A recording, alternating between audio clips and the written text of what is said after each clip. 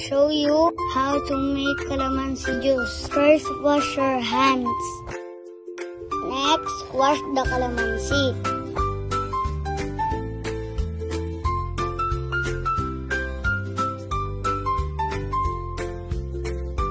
After that, ask an adult to cut the calamansi.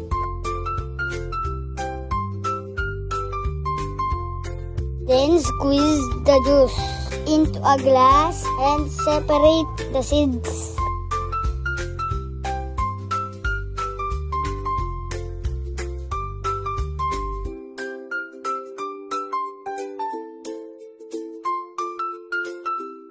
Prepare 1 glass of water. Add the calamansi juice. Put 2 teaspoons of sugar.